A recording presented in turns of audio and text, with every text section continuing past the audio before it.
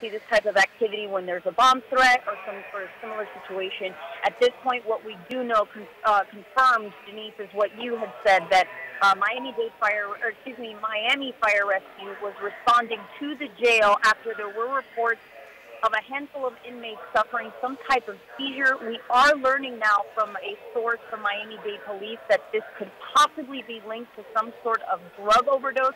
We know we were hearing that on scene, and we're working to confirm exactly what's going on.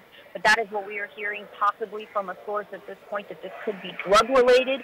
We also understand that Miami Fire Rescue was called out to transport folks to the hospital, possibly those inmates who were suffering that medical episode. At this point, we do have Miami-Dade police and City of Miami police blocking off intersections surrounding the courthouse and the jail because, of course, they are right next to each other. So if for whatever reason around this time, lunchtime, you would be coming near or around the courthouse, you might have some problems navigating around this area. But for right now, it seems the courthouse is open, so if you have any business in the courthouse, that should be fine, but you will notice a lot of police activity. So right now, what we do know, 4 to 7 inmates suffering some sort of medical episode at the Miami-Dade Pretrial Detention Center. We understand they will be transported to the hospital, and we will continue to work this story for you here on the ground. And Denise, we're going to be on top of this one. My photojournalist Mario Alonso getting videos here on the ground, and we'll bring it back for you, turn it around as soon as we can. And Liane, I know you mentioned that the courthouse is not being evacuated at this time. It's business as usual.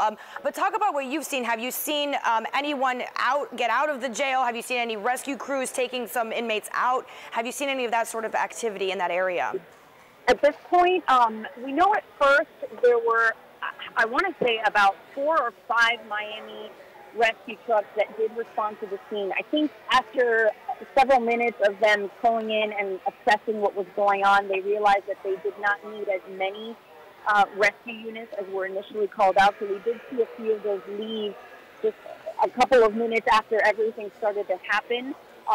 So it's a little calmer at this point in that sense that there are fewer rescue vehicles. But again, the police presence is large because, of course, when you're dealing with inmates, there's always a security concern.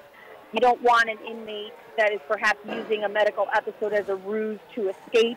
So, of course, you have police that are, very much on guard. They want to make sure that this transport to the hospital goes smoothly, and so that is the situation going around here. So if you're driving by, you're going to see a lot of police, but don't be alarmed because, again, the courthouse is open. That's business as usual. The activity is going on at the jail, which is adjacent to the courthouse, and so that is the situation that law enforcement and fire rescuers are dealing with at this point.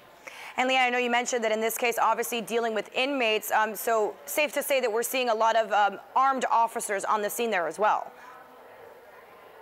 Yeah, a lot of officers, this is a situation that they not only want to make sure that these inmates get the medical attention that they need, but they want to make sure that the public at large is protected. So